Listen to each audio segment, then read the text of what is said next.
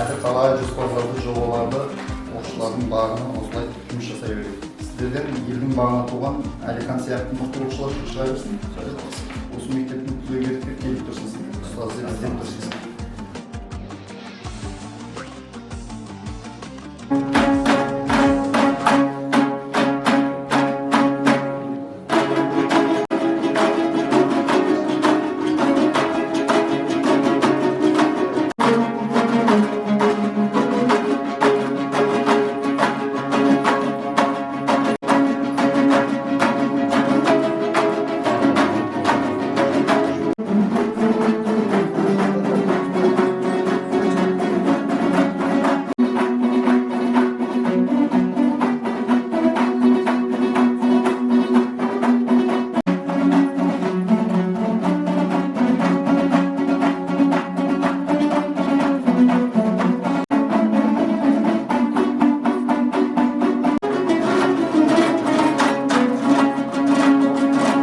Мектептің ата-аналары мен ұстаздары қатысып отыр.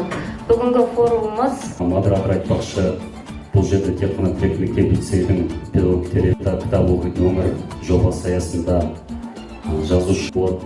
Сонымен қатар авиата кітап оқитын өмір деп аталған жоба биылдан басталды. Эксперименттік алаңның аясында біз оқушыларға не бере аламыз, оқушылар бізден не ала алады.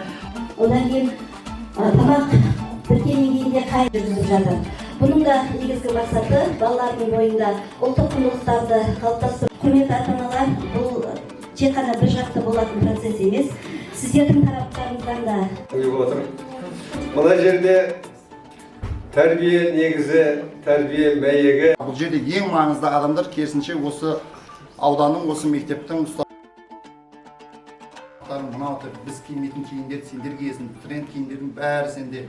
Айналайында Қазақстан түкпір-түкпірден балалар келіп ағылшын тілін үйренеді, әрбір жаңа тәрбие алады. Үйінен құрмайтын бір адам табады. Ол кім? Дұрыс айтасың. Оны өзбек ағайынды былайдың тамырынан шіріген ағашта бұтағынан емдеген біздің барлығын. Қалайша, мұны балалардан анкета аламын. Айтыңызшы балалар, оқушылар тарапынан қандай сөз айтады, сендерде кешіламайсыңдар. Ауру пайда болып емі жоқ, ол бодомания деп аталады, яғни Құдай сақтасын. Баланы онша қателігіне төзбейді, міндетті түрде сазайын береді, үйінен қуып шығуы мүмкін. Бірақ саған не жеткізіп жүр? Расында бұл адамы не жетпейді? Вроде жылдан жылға жағдай жасалып келіп отыр ғой. Бірақ бір нәрсе жетіспейді. Ол не нәрсе деген кезде, мына партада бала отыр, баланың мінез-құлқы Құдайдың құтты күні әртүрлі Алматының ауа райы сияқты мұңқы болып отыр. Бірінші сабақта көңіл күйі жақсы, екінші сабақта нашар кетеді, алтыншы сабақта қашып кетеді деген сияқты. Көңіл әртүрлі эмоцияға бөленіп отырған себебі бізді шатастырған нәрсе. Бала отырған кезде бізге бір бала болып көрінгенмен, оның негізі бірнеше қабаты бар. Бірақ соның ішінде ең ескермей қалған бір қабаты бар. Оны ғылымда human being. Қазақшалайтын болса, адам деген сөз рухани өсіп, өніп дамып отырушы деген сөз.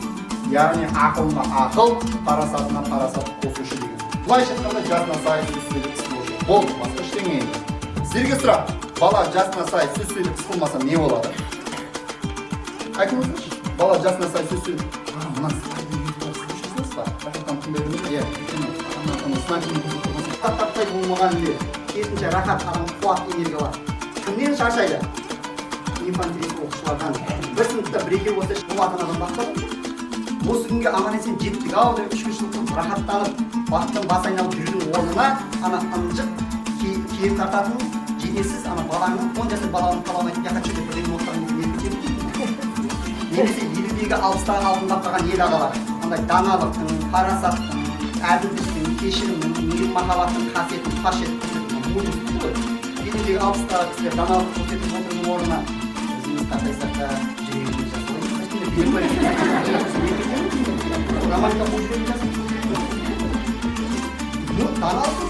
мен кейде қайран қаламын. Қазақта сөз бар ғой, баланы дана қоссаң дана болады дейді, дананы бала қоссаң бала болады дейді.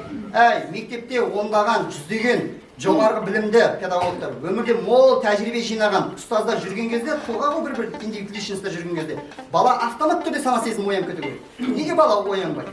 Себебі қандай адамға айналып жатыр. Лагерьге келген бала үнемі осы сұрақпен тексеріп отырамыз. Жеке аз адамның кім еркіндігі бар ма, жоқ па, кімнің алдында жауапкершілік арқалайды, не үшін арқалайды. Керімбай деген ағамыз. Төртінші мына Шымкенттегі баратын бір апа екен, 66-ында барады. Бір купеге түсіп қалды. Соның жүктерін жайғастырып болып шай ішіп отырмыз. Санжар Керімбай соғыста үйде жайды болса қызметке тұрса деп. Ал неге зиян деп жатыр ғалымдар? Несі қауіпті? Неге екен қазір бір оқиғаны айтамын, бәсі білдеріне шыға келесің. Арсызға ойдырман емемесіне. Ойды, мәз ойды. Айтаман жүрген сөз бәйті деген. Жатырыңыздар, не үшін айтады? Мен бір нәрсеге қайран қаламын. Әсіресе ата-аналар. Менде бұндай мамандық жоқ еді, психолог деген сөз жоқ. Білмеймін енді, ата-аналар үшін әсіресе психолог деген сөз істемау үшін бір үрейсіз ма, бірдеңе ғой.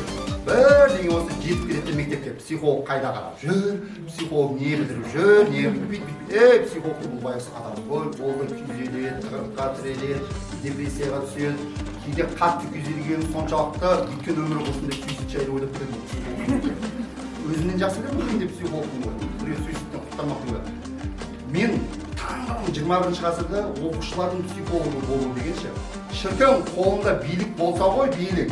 Айлық тағайындайтын жер басқа жерге келген. Именно психологтар және тәрбие жөніндегі завучтар бар емес пе, тәрбиесіне жауапты екісі ғой. Солардың айлығын кемі 1 миллион 200 мың теңге қойды. Одан кем болмау керек. Ал пән мұғалімдер бар ма, сынып жетекшілер деген. Олардың айлығы кемі 1 миллион 300 мың теңге. Ал директордың айлығы 800 теңге жетіп. Олар беріп қойген Олар сонша айлық алмасақ та айлық алғандай болу керек. Ермей-ақ қойсын, қазіргі айлығымыз да жетеді, соған да шүкір. Соншама оқытасың, соншама тәрбие бересің. Соған алғыс естісең, қанекей соған ата-ана тарапынан алғыс естімейсің ғой, WhatsApp-та тонна қарсы естімейсің. Алғысқа зар болып айлық қойып. Міне не үшін? Ал тыңдаңыздар, қараңыздар. Бар мәселе мына жерде. Құлмайдың жеуге жарамды тәттісін, дәмсін термелейді. Күніге сағаттар соны термелейді. Ал екінші топ, сендер керісінше іріген-шірген жарамсызын термелейді. Күніге сағаттар соны тергісіп қояды. Сөйтті бұны мұғалім бірнеше айдан кейін ойланады. Осы құлмай теру баланың психикасына қалай әсер етті екенін көрейінші дейді. Бірнеше айдан кейін бала жейді. Бірінші топ балалар, опырлама. Бір-біреуден көріңдер, қана бірінші бала кір, қара. Құлмайды көрдіңіз ба? Я, мына құлмайдың қанша пайызы жеуге жарамды, қанша пайызы жарамсыз деді. Бірінші бала қарап тұрды да, онда 90 кіріп қойып қалды. Екінші топтың балалары. Сөйтті да, екінші 40-ті, 60, 50-дейін қысқасы оның 10 түрлі жауап берді. Мына ірген-шірген келген балалар. Сөйтіп, таң қалды да, жақсы деп дұрысын тергендерді шақырып дейді. Бірінші бала қарап тұрды да, мен білсем ағай 48-де 52, екінші 47-де 53, 50-де 50, 45, 10 пайыз ғана айырмашылық бар, бірақ ерлік жақын дұрыс жауапты тапты дейді. Бұлар кімдер еді? Жақсысын терген. Бұл құрметті ұстаздар, ата-аналар мән береміз. Мына нәрсеге. Қараңыздаршы. Жай әшін жеміз, іріген-шіріген құлпынайларды терту, баланың психикасына, оның әсіресе дұрыс ойлануға жауапты, миындағы гипоталамус деген қызметін жой жүрді деген. Енді бұдан қандай қорытынды шығады? Жай әшін жеміз осыншалықты зиянды болса, онда ойлана беріңіздер. Әлеуметтік желі, TikTok, Instagram, YouTube, WhatsApp-тағы ағыл төгіліп жатқан қоқсыншылар бар емес па? Reels деген. Солардың бәрі баланың миына жайлы шықпайды. Күннен балалардың шайып барып, балалар дұрыс ойланудан қалып барады. балаларды бая береміз, үлкендердің өзі дұрыс ойланудан. Оны асқа ұрмай WhatsApp группаны қарасаңдар, адамдар ойсыз екенін, жауапсыз екенін содан білдіріп WhatsApp. Салат береді, сала береді, 7 адамға жіберсең жолың болады, жарымаңлар болсын, шірдеңеден бірдеңе. Ойсыз ғой, әсіресе мен праздник кезінде WhatsApp-ты ашқым келеді. Неге? Галереяны толтырып тастайды ғой. Болмайтын бірдеңелер. Осыны ғылымда unhealthy attitude дейді. Кесел көзқарас деген сөз. Не ол кесел көзқарас деген? Оны былай түсінеміз, хикаямен түсіндірейін. Баяғыда патша түс көрді, түсінше патшайым не болып қалды? Сіздің түсіңізді жорса, бүкіл ағайын туыстың ішінде ең ұзақ өмір сүретін сіз екенсіз патшайым деді. Мәз болды да екесі екі құлағына жетіп, ей қазынашы бері кет, мынаған 50 динар алтын төлеп қойды дейді. Мұны қазынашы ақша төлеп жатқанда сұрап берейік, жеке, мына патшаның білетін өкімден бұл әділдігімен аты шыққан әділетті патшайым. Барлық шешімдер әділетті. Бұл жол әділетсіз шешім табылады ғой. Ана байыз астролог мезі шындырып қойып сауал. Как разница, ең соңынан өлесің, ең соңынан өлдің не, ең ұзақ өмір сүрдің, итоғы бірден дұрыс екеуі де етпесін. Қандай айырмашылығы бар еді? Сонда қожанасыз мәселе түсініңіз ғой. Тура сол сияқты мәселе ситуацияда емес, адамның сол ситуацияға деген отношениесі қарым-қатынасы. Мына болған жағдайды бақ деп білесің ба, сор деп көресің ба, дұрысынан шешесің ба, терісінен шешесің. Адамда тұрған ажайып еркіндік бар. Сол еркіндігін дұрыс пайдалана алмай жатқан.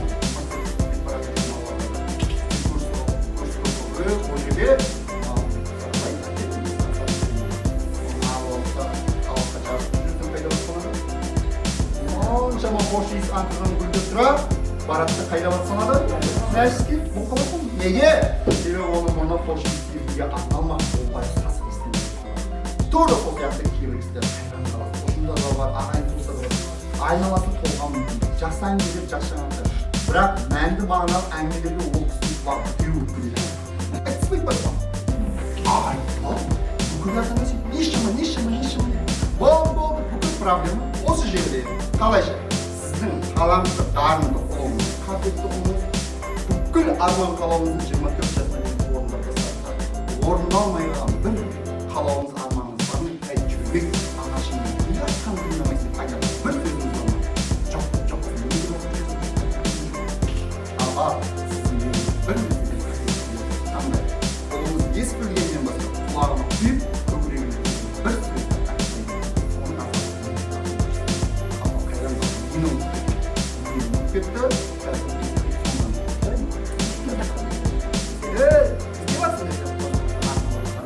Тапқан әкесінен ақмақтан, мұндай берекет мал, үзмеде кетіп қойды. Бұл мәселе салмақтан келген ауып кетті, дегенге кете алмай үш жерге жетпей болады. Біреу шыдай ма келеді да, мен сен онша әкем кетсін болады.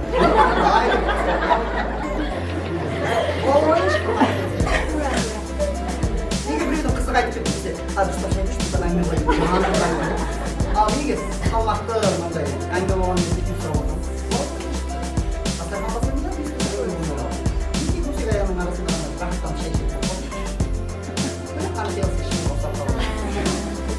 Ал бір адамдар баларасы қандай жай әшейін қораның ішіне жіберсеңізде неге? Себебі тура сол сияқты кейбір кісілер бар. Қайран қаласың, көңіл күйі, жақсы әңгімеге деген құмарлығы жаңағы. Не дейді? Үн болмаса, гүл болмаса, бұлбұл деген бір сұрқыз, ар болмаса, ой болмаса, кеуде деген бір қуыс дейді. Бүкіл проблема осы қуыс келеді. Мына Франклдың айтатыны бар, жер бетіндегі қандай азғындықтың түрі, игроман дейсің ба, наркоман дейсің ба, педофил дейсің ба, басқа дейсің ба, алкоголик дейсің ба, алып кел, бірақ топырақта өсуіне. Ол десем не болады? Бүкіл проблема құндылықтар келтіреді. Енді сіздерге сұрақ, құндылық. Тыңдаушы ықылас болса, сөйлеуші шешен келеді деген таңдалуының жауабы бір қозғызым онынан. Бұл қайықта шыққан проблема. 2013 жыл болған оқиға, жақсы білесіздер ол кезде агенттің дәуірі. Сөйтсем әке шешелер аманды блокын телефон айтып қойған. Таңның атысы күннің басы агенттік отырады. Дебет, норм, естеп жатырсың, ішкі солай әңгімесі, сол, атқан жатқан. бүкіл құпиясы сыры шешесінде, мамасында. Қалай? Сөйтсе, жақсы білемін. Әкесі шешесінде дипломы жоқ. Әкесі Алматыда студенті әкелген қасықтауды өте кедейтқанда. Сөйтсем, былай екен ғой. Ана арғынның қызы бар емес па? Арғынның ақылдысын естеген. Алғанда ақыры үйде отырмын ғой дегенде Ибрагимге Алпамыс батыр жаттап тұрсам. Ибрагим мен жақсы білемін. Алпамыс батыр. Жүзбек дейін бе сондай ол? Сен қалай жаттап алдың онда? Тем более мектепке келмей тұр жаттап алсың. Қалай? Сөйтсем, Ибрагим білмеймін. Бірақ анашым күніге дастархан басына тұрады, бір шумақтан, екі шумақтан құлағыма құйып, қазір дауыстап оқып отырады да, айтып отырады. Сол 5-6 айдан кейін байқадым, бір бетте неше шумақ бар, бірден оқып, бірден қарап отырдым. Бір жылдан кейін сондай құйма құлақ қағылез болдым, кез келген нәрсені көп сияқты сөйлеп. Айта аласың ба? Қалайшы?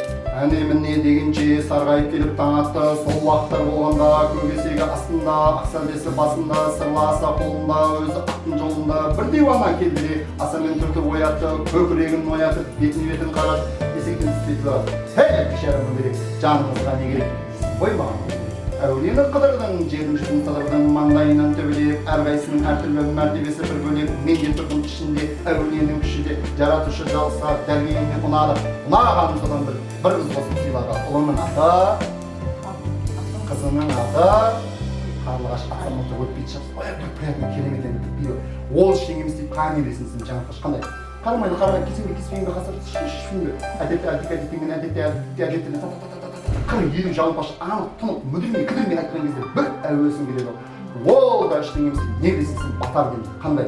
Дастарханға бата, 2 жасқа бата, жолға бата, анаған бата, мынаған бата, білмеймін шешесі қайтып толы берген ғой. Атаға берген, жатада берген, сен естен. Сүт те өзі жалап шығу керек. 13 жастан жоғарыға. Не үшін қыз балаға арнап? Себебі мен өзім 3 қыз өсіріп отырмын. Мектепте келіп тұрса, ана біреуі игроманда келіп тұрса, осы бастан қыздарының болашағының қандай. Көкіл қуыс кеуде жігітті әкемес үшін қыздарының көкілі құндылыққа толып тұр. Мәнеке қаншайымдай болу керек. Бұл енді әңгімесі болса, қоңыраттың жігіті барып жауап беріп әбілді деген. Мәні мынада деп айтылатын кітап салт дәстүр деп атайды. Негізі, не үшін деген кезде ата-ана тәрбиелесек, атасы да анасы да бір адам болып қалды қазір. Себебі балалардан не алып жатырмын анкета, әкеңді қандай бейнеде көргің келеді, көргің келмейді деген кезде. Таңғалым әкесінің бейнесін айта алмайды. Уақытым жоқ дейді, шахмат ойнап отырады. Уақытым жоқ дейді, футбол көріп отырады. Уақытым жоқ дейді, көкпарға кетіп қала береді. Диванда отырған. Басқа бір ғажап бейнесін елестетемін. Арналған суреттермен неғылған туылтылмай жазады. Мәдени, рухани қырын көрсету деген ұмытпаған. Мына сізге сыйлайын деп едім. Соны мен баламмен қосып бар сыныптың оқушыларына мынаны оқытқым келгенше, бірақ әкеліп бірнеше микрофасы берген деп ше. Әдепті бол, бала мейірімді бол, балаң әке шешеңе не қылсын, ағайыныңа жылы болсын, үлкен деуші. Қарай өте береді.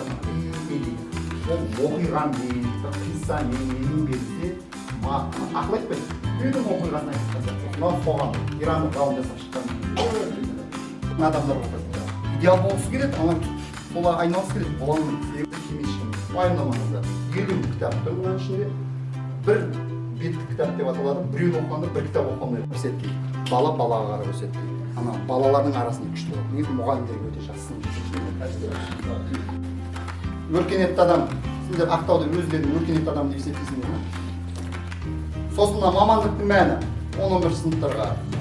Мына пускеуде. Бұл пускеуде негізі мұғалімдерге, әсіресе ағайларға. Құдай үшін ағайлар, апайлар, сіздер базарда отырған, ет сатып отырған саудагерлер емессіздер. Өздер және осы жерде айтпасқа болмайды, біздің осы 20 жыл бұрын бізге демеуші болып, осы Сейілбек мырзаның қазіргі атап өткен еді, сондықтан мына сыйлығымызды қабылдаңыздар.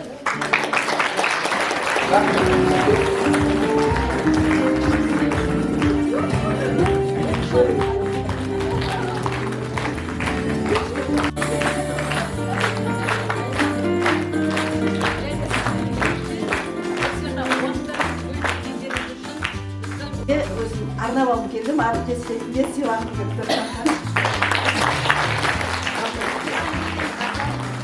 Біздің басшымыз, біздің ағайымыз, сізге, екінші болып. Өзімнің мектептегі ұстазым Қуаншағай, сізге, бұл жерден кішкене фамилиям өзгеріп үлкен енді табиғи нәрсе. иә сол барлықтарыңызға рахмет